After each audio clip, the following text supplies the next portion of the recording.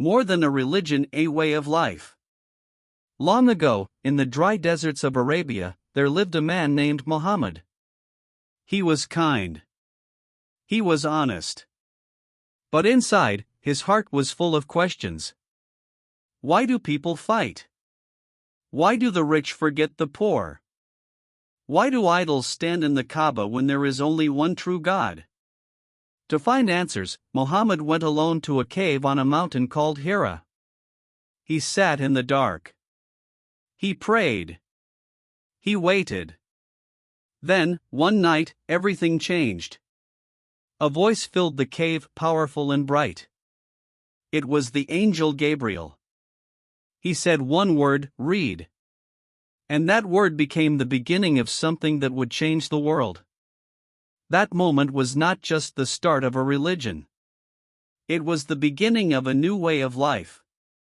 Islam means peace and surrender.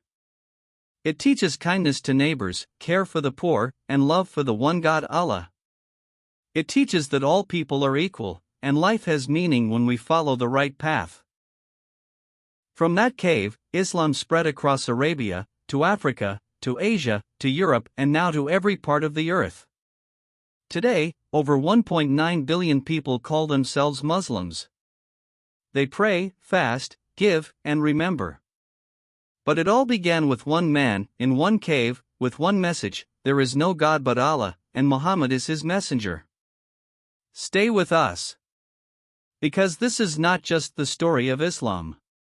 It is the story of mercy, courage, and light from the desert sands to your own heart. By the end of this video, you will understand not only how Islam began, but why it still inspires millions every day. Chapter 1: The World Before Islam. Before Islam, the Arabian Peninsula was a land of sand, stars, and silence. It was a dry and hot place, with long deserts, tall mountains, and small towns. People lived in tribes. These tribes were like big families. Each tribe had its own rules. They protected their people, but they often fought with other tribes. Sometimes, these fights lasted for many years. Revenge was common. If someone was hurt or killed, their family would try to hurt back. It was a hard life. In many parts of Arabia, people worshipped many gods. They made idols from stone, wood, and metal. These idols stood in homes, markets, and temples. People prayed to them for rain, health, or protection. But the idols could not speak. They could not help. Some people started to feel that something was missing. They believed that there must be one true God, not many idols. These people were called Hanifs. They didn't have a book or a prophet, but they tried to live simply and truthfully. One city was different from the rest. That city was Mecca. Mecca was full of people from many tribes and lands. It was a busy trade city. Merchants came from Yemen, Syria, Africa, and even India. They brought silk, gold, spices, and perfume. In the center of Mecca was a special building, the Kaaba. People believed it was a holy place. But inside the Kaaba, there were over 300 idols. Each tribe had its own god there. Pilgrims came every year to walk around the Kaaba and pray. But Mecca had other problems too. The rich were very rich. The poor were very poor. Orphans and slaves had no one to care for them. Women had few rights. Some girls were even buried alive as babies, because people thought only boys were valuable. This made some hearts very sad. They wondered, why is the world so unfair? Where is justice? Where is truth? In this world of tribes, idols, trade, and pain, people were waiting. Not with words, but deep inside. They didn't know what would come. But they were ready for something new. Something big. Something from the sky. They were waiting for a voice that would change everything. Chapter 2: The Revelation begins. Long ago, in the dark quiet of night, a man named Muhammad sat alone in a cave. The cave was high on Mount Hira, just outside Mecca. The stars above were bright. The world below was asleep. But inside Muhammad's heart, something was awake. He came to this cave many times. He came to think, to pray, and to ask big questions. Why was the world so full of pain? Why did people worship idols that could not hear or help? Who was the true God? Muhammad was not like other men in Mecca. He was kind, honest, and thoughtful. People called him Al-Amin, the trustworthy. He cared for the poor. He helped his neighbors. And though he had no teachers or books, he had a deep, searching heart. He wanted truth. Real truth. One night, something happened that changed the world forever. While Muhammad was in the cave, he suddenly felt a great power around him. A light filled the darkness. A voice spoke. It was the angel Gabriel. The angel said one word, "Read." Muhammad was afraid. He answered, "I cannot read." The angel hugged him tightly, then said again, "Read." This happened 3 times. Then Gabriel said, "Read in the name of your Lord, who created." These were the first words of the Quran, the holy book of Islam. Muhammad ran from the cave. His heart was shaking. He told his wife, Khadijah, everything. She held him and said, "God will never leave you. You are kind. You are truthful. You help the weak." Khadijah believed in him. She was the first to believe in his message. From that moment, Muhammad became a prophet, a messenger of God. But this was only the beginning. More words came. More verses. Over the next 23 years, the Quran was revealed word by word, moment by moment. And with every word, a new light entered the world. Muhammad did not write the Quran. He repeated what Gabriel told him. People listened. Some memorized. Some wrote it down. The words were clear. Beautiful. Strong. They spoke of one God, of mercy, justice, prayer, and love. They spoke against lies, pride, greed, and cruelty. They gave hope to slaves, women, orphans, and strangers. But not everyone was happy. Some leaders in Mecca were angry. They did not want change. They did not want to lose power. They tried to stop Muhammad. They laughed. They threatened. But the words kept coming. And the people kept listening. This chapter of the story is about light in the dark. A man in a cave. A voice from the sky. And the beginning of a book that would touch billions of hearts. Chapter 3: The Struggle in Mecca. The message was simple, but powerful. There is only one God. He has no partners. He made the sky, the sea, and the soul. He sees everything. He hears every prayer. He loves justice. He wants people to be kind, honest, and clean-hearted. But this message was dangerous in Mecca. At that time, the Quraysh tribe ruled Mecca. They were strong and rich. Many of them were leaders of trade and religion. Around the Kaaba, they kept many idols, statues of stone and wood. These idols brought money. People from all over Arabia came to pray to them. The Quraysh feared that if people followed Muhammad, they would stop worshipping idols. They would lose power. They would lose gold. So, they tried to stop the message. First, they laughed. "Why follow a man who walks in markets and eats food like us?" they said. Then, they called Muhammad a liar, a poet, or even mad. But the words of the Quran were too strong, too beautiful. People kept listening. Next, they used fear. Some early Muslims were slaves. They were beaten and tortured. Bilal, a black slave, was tied to the hot desert sand. Rocks were placed on his chest. But he kept saying, Ahad! Ahad! One God! One God! His faith was stronger than pain. Others lost their homes. Families were divided. Some Muslims had to hide their beliefs. Some were killed. The Quraysh even tried to stop Muhammad himself.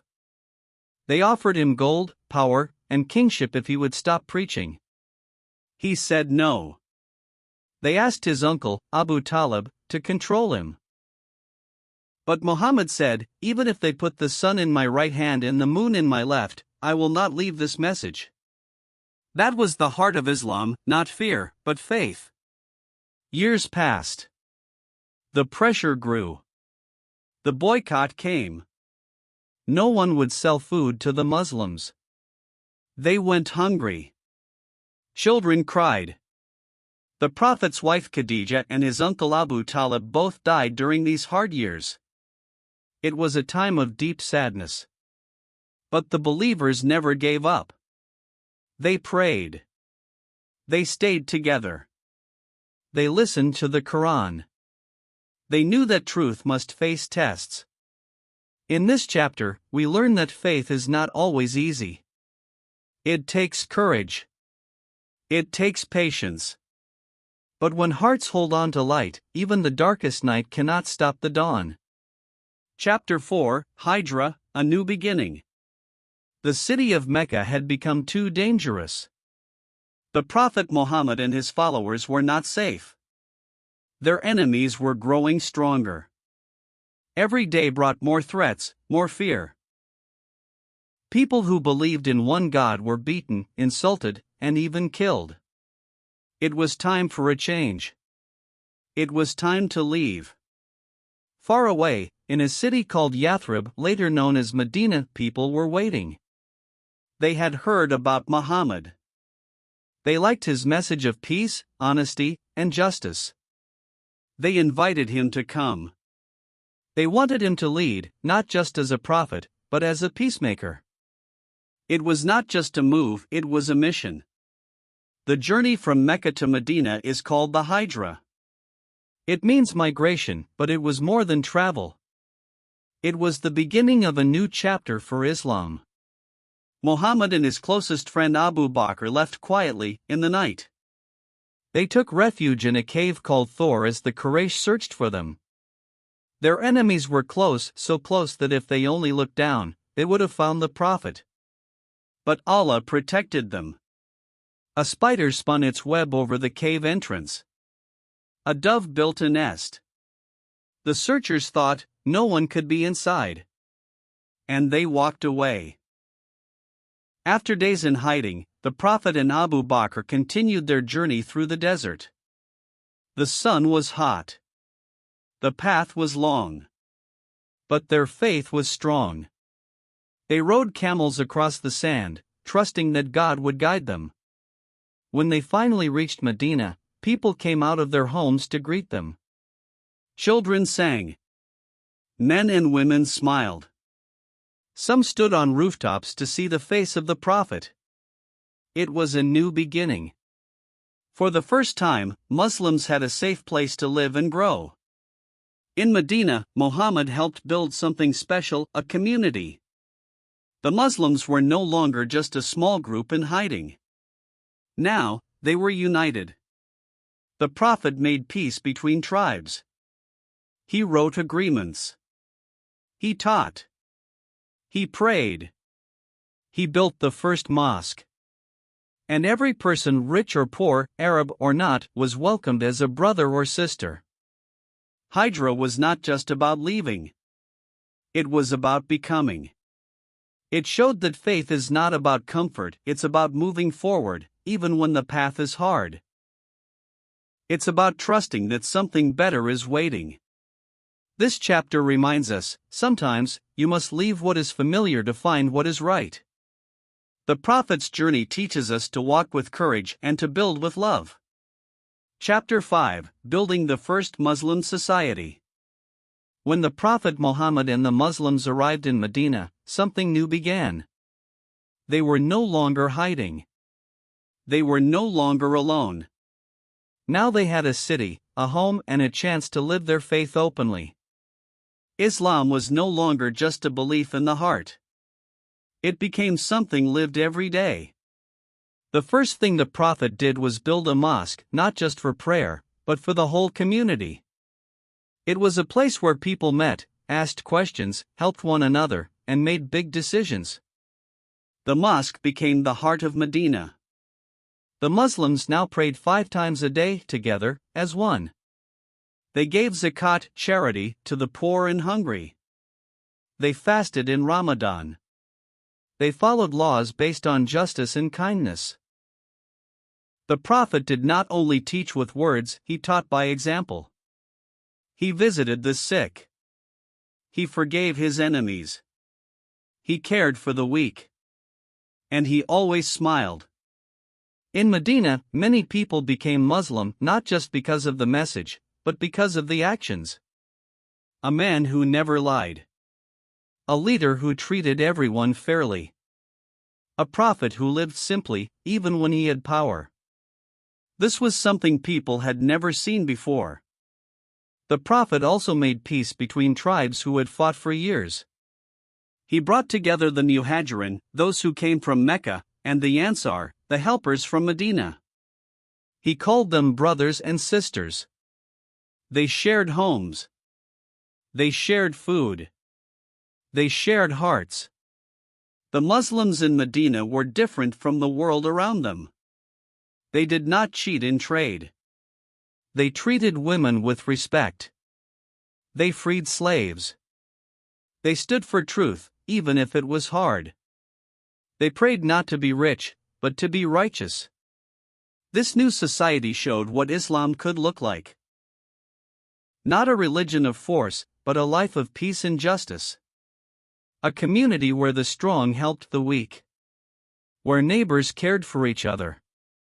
Where the Prophet was not above the people, but among them, serving them. In the years that followed, Medina became a model for Muslim life. A shining light in a world full of darkness.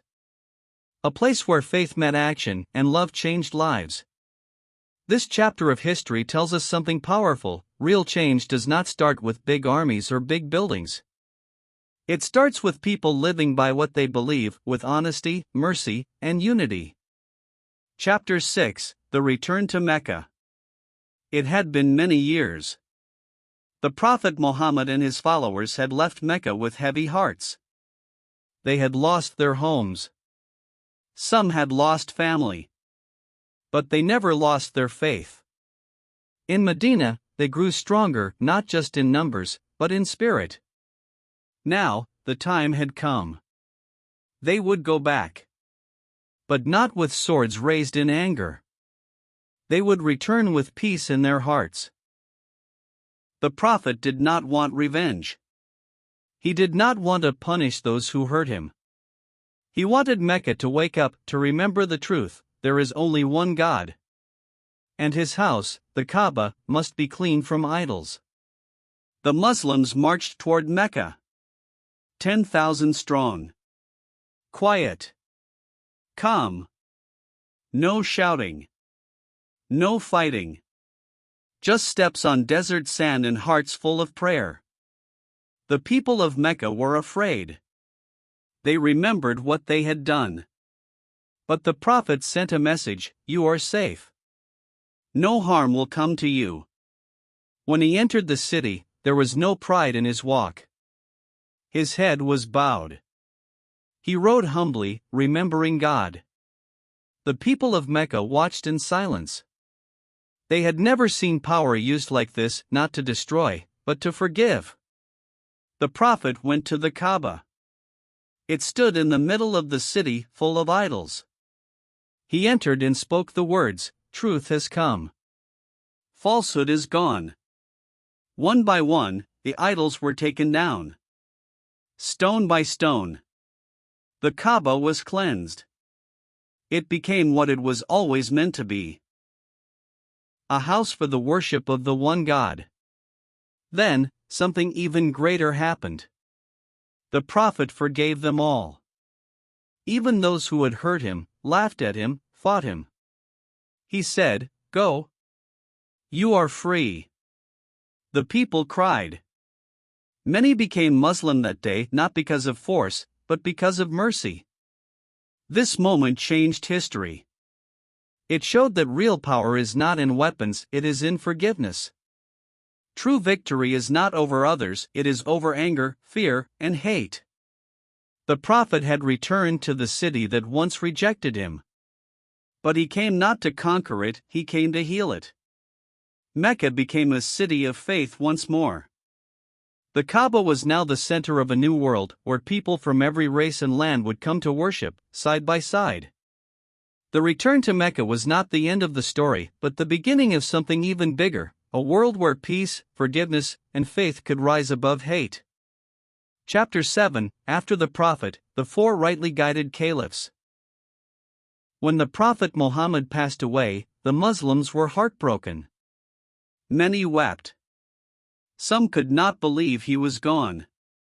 But one man stood up, calm and wise. His name was Abu Bakr. He said, "Whoever worships Muhammad, know that he is gone. But whoever worships Allah, know that Allah lives forever." With those words, the people remembered, Islam does not die. The message is alive.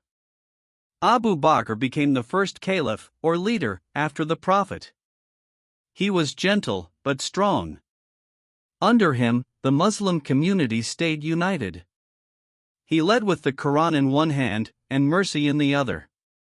Even when some tribes broke away, Abu Bakr guided them back, not with hate, but with wisdom. After him came Umar ibn al-Khattab. He was brave and just. Under his leadership, the Muslim world grew quickly, from Arabia to Persia, Egypt, and beyond. But Umar didn't rule with pride. He walked the streets alone at night to check on the poor. He wore simple clothes. He made sure every person, even the weakest, had their rights. Justice became the heart of the Muslim world. Then came Uthman ibn Affan. He was kind and generous. Uthman did something very important. He made sure the Quran was written down and shared across the growing Muslim lands. Because of him, the words of Allah stayed the same, from east to west. The Quran you read today is the same that Uthman preserved. His love for the Quran was his legacy. Last came Ali ibn Abi Talib, the Prophet's cousin and son-in-law. He was wise, brave, and full of knowledge. He faced many hard times, and even battles within the Muslim community. But Ali held on to truth. He taught people to think deeply, to act justly, and to be kind even in times of trouble. Together, these four men, Abu Bakr, Umar, Uthman, and Ali, are called the rightly guided caliphs. They were not perfect. But they followed the Prophet's path. They prayed. They served. They ruled with their hearts and minds. Under them, Islam spread not just through words, but through actions. This time in history was full of change, challenge, and growth. But the light that the Prophet left was not lost. It was carried, step by step, by those who loved him most. The Muslim world was not built in one day. It was built by believers who stood firm, cared for others, and always turned back to Allah. The story of the rightly guided caliphs reminds us, leadership is not about power. It is about service. And Islam is not just about belief, it is about building a world of fairness, mercy, and truth. Chapter 8, The Golden Age of Islam. A long time ago, after the first caliphs, a new light began to shine. This light was not only in prayer, but in books, ideas, and learning. It was the golden age of Islam. The world was changing. Great cities like Baghdad, Cordoba, Cairo, and Damascus became homes for scholars, scientists, poets, and thinkers. In these cities, Muslims built great libraries, schools, and hospitals. People came from many lands, Muslims, Jews, and Christians, to read, write, and share. In Baghdad, the caliphs built a place called the House of Wisdom. It was like a university and a library. Books came from Greece, Persia, India, and Egypt. Scholars translated them into Arabic. Then, they added new ideas. They didn't just copy knowledge, they created it. Doctors like Ibn Sina, Avicenna, wrote books about medicine. He taught that people should care for both the body and the soul. His books were used in Europe for hundreds of years. Al-Khwarizmi, a great mathematician, gave us the word algebra. He made numbers easier to use. His ideas helped build the math we use today. In the city of Córdoba in Spain, there were street lamps, public baths, and schools when much of Europe was still in darkness. Muslim architects built mosques with beautiful domes, gardens, and water flowing like rivers of peace. Artists wrote poetry and created beautiful calligraphy writing that looked like art. Science, too, was growing. Muslim astronomers mapped the stars. They built tools to help people find the direction of prayer. They studied the moon, the sun, and the seasons. And they always said, "This knowledge is a gift from Allah." But the most beautiful thing was the spirit of learning. Muslims believed that reading, writing, and thinking were acts of worship. The first word revealed to the Prophet Muhammad was read, and they never forgot it. Men and women both learned. Knowledge was not just for the rich. It was for everyone. Teachers taught in mosques, markets, and homes. Books were copied by hand. Ideas traveled from Baghdad to West Africa, from India to Spain. This was not just a golden time in history. It was a golden way of thinking that faith and knowledge walked together. That science and spirituality are not enemies. That asking questions is not a sign of weakness, but a sign of light. So when you look at a clock, a hospital, a map, or even when you solve a math problem, remember, a part of that light may have come from the Golden Age of Islam. Chapter 9: Trials, Empires, and Divisions. Long after the Golden Age, Islam's story continued, but the road was not always easy. The Muslim world faced many challenges, like great storms in a vast ocean. One storm was called the Crusades. For many years, armies from Europe traveled to the Middle East. They wanted to control the holy cities. There were many battles, fear, and sadness. But the people of the land stayed strong in their faith. Then came the Mongols, fierce warriors from the east. They rode fast horses and conquered cities. Baghdad, the city of wisdom and light, was attacked and many treasures were lost. It was a very hard time for Muslims. During these trials, something else happened: a deep division in the Muslim community. The two main groups, Sunni and Shia, took different paths. They had different leaders and traditions. Sometimes, they disagreed and fought. But both loved Islam and believed in the message of the Prophet Muhammad. Even with division and war, something beautiful never stopped. The adhan, the call to prayer, echoed from every minaret. 5 times a day, Muslims stopped what they were doing to remember God. They prayed together in cities, villages, mountains, and deserts. The prayer was a sign that no matter the struggles, the heart of Islam beat strong. It was a connection between people, across countries, through time. New empires rose and fell, like the Ottomans, the Safavids, and the Mughals. They built great palaces, mosques, and markets. They kept the culture alive, even when the world was changing fast. Muslims traded with faraway lands. They shared spices, silk, and stories. This exchange brought new ideas and new friends. Islam was not just surviving, it was growing and changing. This chapter teaches us that faith is not only about easy days. Sometimes, it is about standing firm when the storms come. It's about remembering the call to prayer, the call to peace, to hope, and to unity. Chapter 10: Islam and the Modern World. The story of Islam is not only about the past. It is alive today, in cities, towns, and villages all over the world. Today, there are more than 1.9 billion Muslims, people from many countries, cultures, and languages. They are doctors, teachers, artists, athletes, and even rappers. Muslims live in skyscrapers and small homes.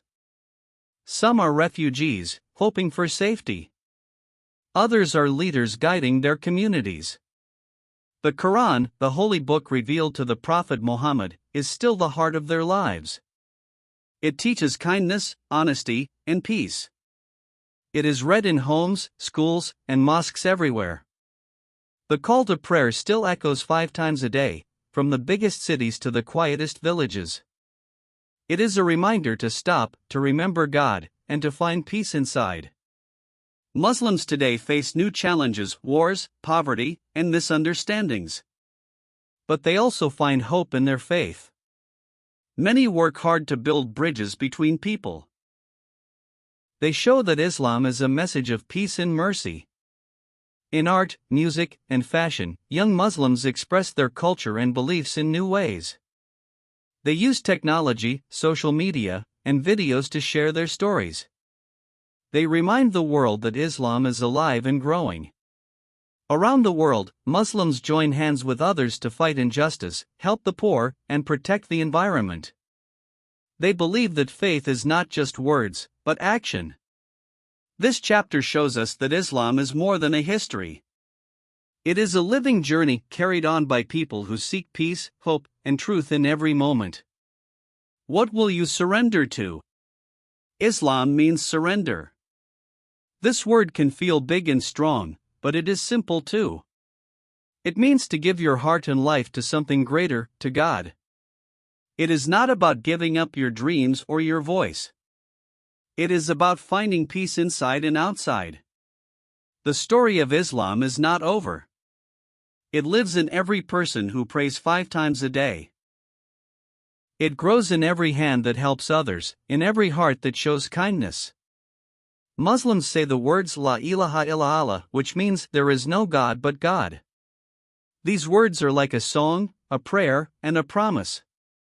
They remind us of God's love and mercy. The story of Islam is in you and me. It is in the quiet moments when we bow in prayer. It is in the smiles we share, the food we give to those who are hungry, and the voices that speak for justice.